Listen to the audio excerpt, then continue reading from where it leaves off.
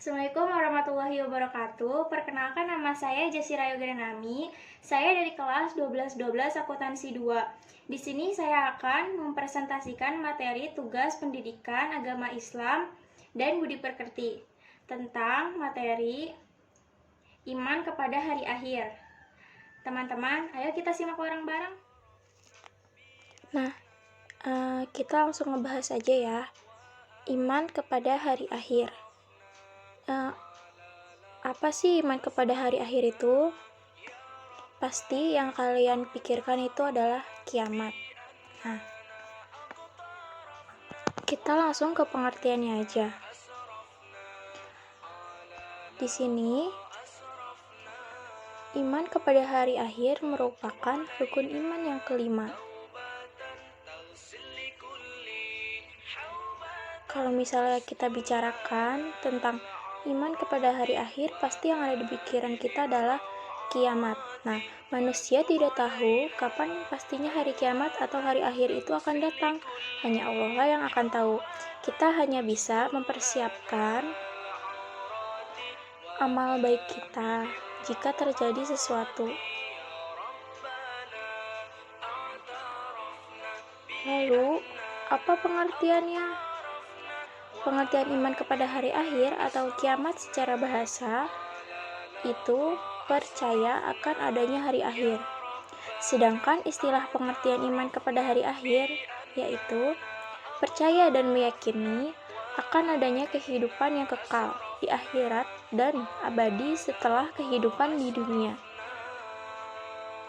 Kita sebagai orang Islam harus meyakini bahwa dunia ini sementara, dan setelah dunia ini berakhir, manusia akan dibangkitkan dari alam kubur, dan untuk menerima kebenaran yang sesungguhnya dan bertanggung jawab atas segala perbuatan baik maupun buruknya sewaktu di dunia.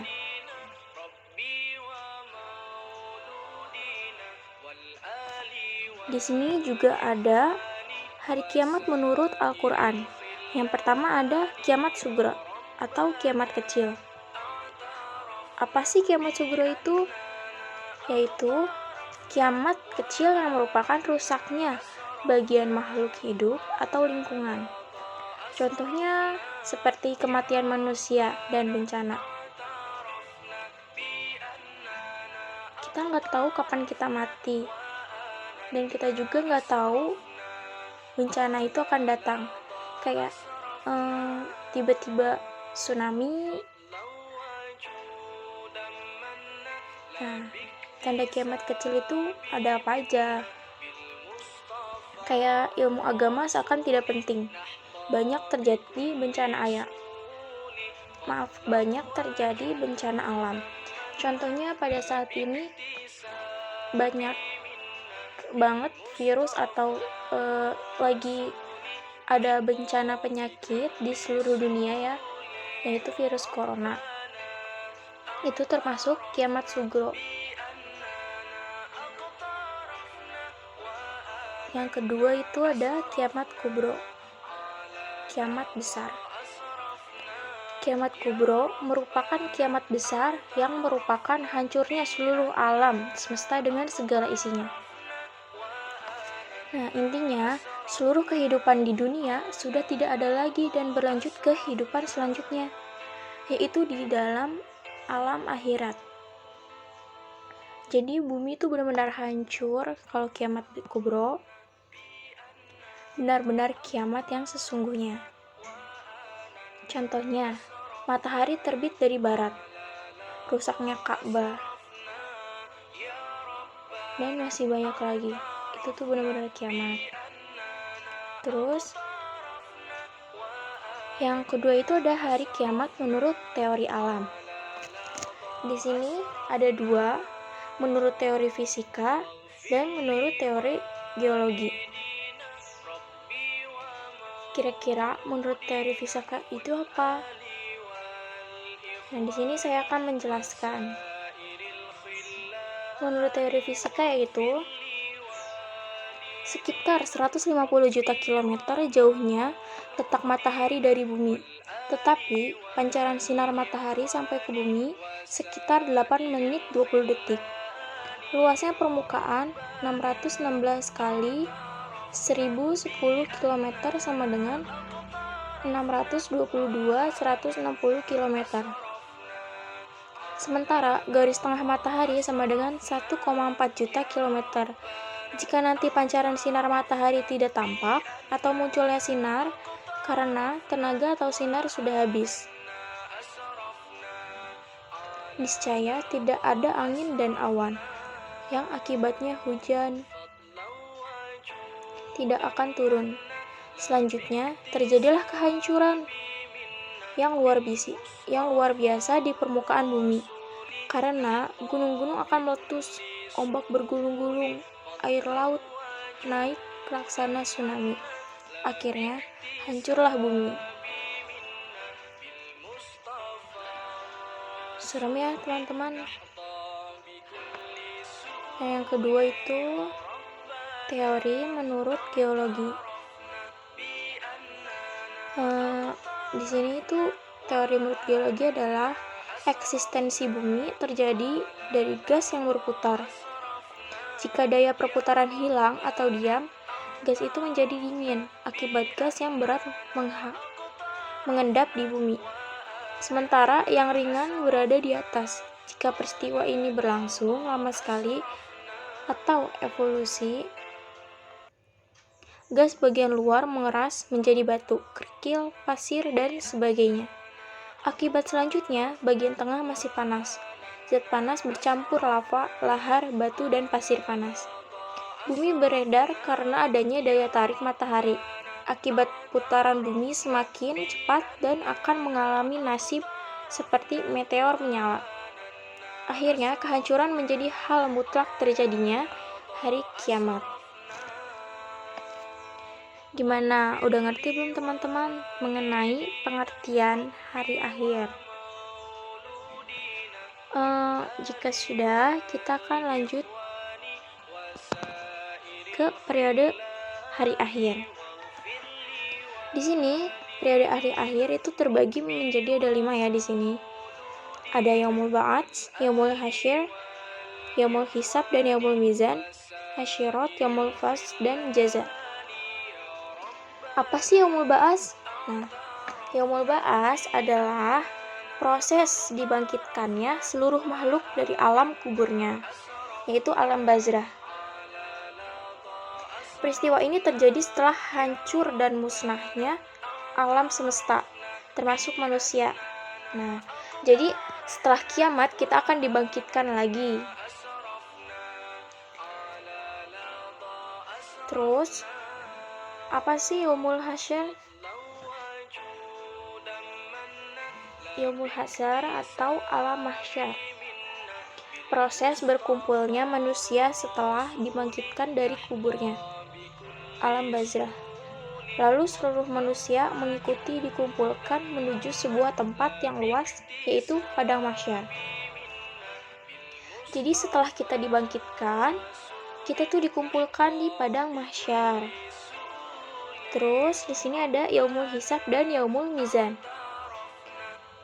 Nah, di sini tuh Allah memperlihatkan semua amalan untuk dihisab, baik itu amal baik, amal buruk. Setiap dosa yang dilakukan akan dihitung atau diperhitungkan dengan sangat teliti. Setelah perhitungan ini, lalu dilakukan proses penimbangan amal, yaitu Yaumul Mizan. Saat proses ini berlangsung, tidak ada seorang pun dizolimi. Hal ini dapat dikaji dari prosesnya, yaitu amalan setiap manusia dihitung, anggota tubuhnya menjadi saksi. Jadi, setelah kita dibangkitkan, dikumpulkan di padang mahsyar, kita itu semua akan dihisab, atau kita akan ditimbang amal baik buruknya, kayak gitu.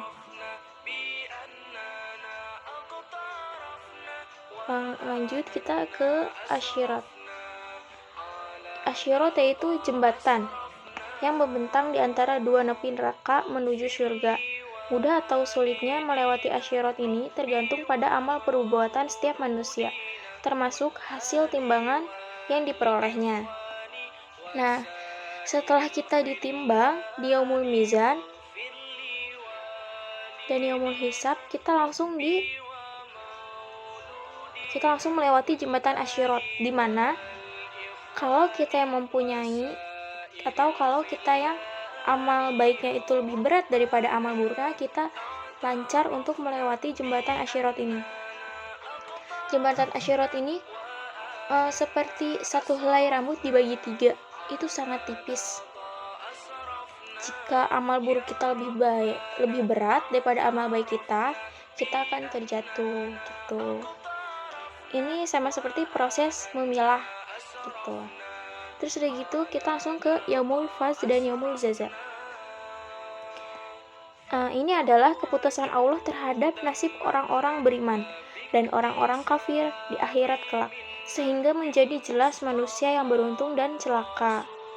Adapun firman Allah yang artinya, dan tahukah kamu apakah hari keputusan itu? Celakalah pada hari itu bagi mereka yang mendustakan kebenaran. Quran Surah Al-Musalat ayat 14-15.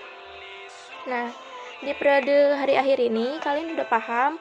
Jadi kita dibangkitkan setelah hari kiamat di yaumul ba'ats, lalu kita dikumpulkan di padang mahsyar, kita dihisab semua amal baik dan amal buruk kita ditimbang. Setelah itu kita proses memilah, melewati jembatan Syirat. Lalu di yaumul faz dan yaumul jaza itu adalah keputusan Allah yang terdapat pada nasib-nasib orang yang beriman dan orang-orang kafir. Jadi seperti itu. Kita lanjut lagi. Ini ada tanda-tanda penghayatan iman kepada hari akhir dan perilaku sehari-hari. Di sini ada beriman kepada hari akhir akan menumbuhkan rasa tanggung jawab, yaitu merasa bahwa hidup di dunia ini hanya bersifat sementara. Yang kedua, mengimani hari akhir membuat manusia sadar bahwa manusia itu sangat tidak ada artinya kalau bukan karena kebesaran Allah Subhanahu wa taala. Sehingga manusia sangat tidak pantas bersikap takabur atau sombong. Yang ketiga, mempercayai akan datangnya hari akhir membuat manusia menghindari perbuatan tidak baik, sehingga apapun yang diperbuat akan dipikirkan terlebih dahulu, sesuai atau tidak dengan nama norma agama. Selanjutnya, yang keempat, mengantarkan manusia untuk tetap melakukan amal salih, meskipun tidak menghasilkan keuntungan materi. Yang kelima, tumbuhnya perilaku akhlakul karimah, seperti mawas diri, yaitu suatu sikap bertanya tentang kekurangan yang terdapat pada diri mengenai ibadah yang dilakukan. Sikap semangat untuk mempersiapkan bekal sebanyak-banyaknya untuk menghadapi akhirat. Ikhlas dalam berbuat yang berdasarkan hanya untuk mencari keridhaan Allah. Selanjutnya, ada perilaku yang mencerminkan iman kepada hari akhir. Yang pertama, membiasakan hidup berhati-hati, karena sekecil apapun perbuatan akan diminta pertanggungjawabannya di kemudian hari. Itu akan dihisab ya nanti. Yang kedua, tidak menunda-nunda amal soleh, karena waktu tidak pernah terulang kembali. Nah, mulai sekarang jangan menunda-nunda sholat lagi ya, karena kita tidak akan tahu kapan kita mati. Yang ketiga, segera bertaubat apabila berbuat salah atau dosa sebelum ajal tiba. Yang keempat, menyadari bahwa hidup di dunia ini hanya sementara. Kekayaan, kekuasaan, ketampanan, kecantikan hanyalah titipan Allah Subhanahu wa taala. Yang kelima, mengikuti aturan Allah Subhanahu wa taala dan Rasul-Rasulnya agar tidak mendapat azab di akhirat yang sangat pedih dan abadi. Selanjutnya, ada hikmah beriman kepada hari akhir. Nah, hikmahnya tuh apa aja? Yang pertama, sebagai motivasi untuk berbuat baik atau amal soleh di dunia sebagai bekal menuju alam akhirat. Mendorong orang beriman untuk selalu berhati-hati dalam menjalankan kehidupan karena sekecil apapun yang dilakukan akan diminta pertanggungjawabannya. Yang ketiga, meningkatkan ibadah kepada Allah Subhanahu wa taala sebagai sarana mendekatkan diri kepada Allah untuk mendapatkan surganya. Nah, teman-teman, gimana? Udah paham belum tentang mengenai iman kepada hari akhir? Jika belum paham, kalian bisa ulangi video ini lagi.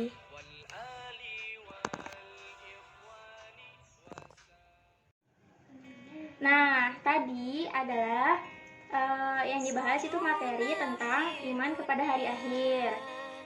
Segitu yang bisa saya bahas. Jangan lupa jaga kesehatan, tetap pakai masker, dan selalu jaga kebersihan. Sekian dari saya. Wassalamualaikum warahmatullahi wabarakatuh.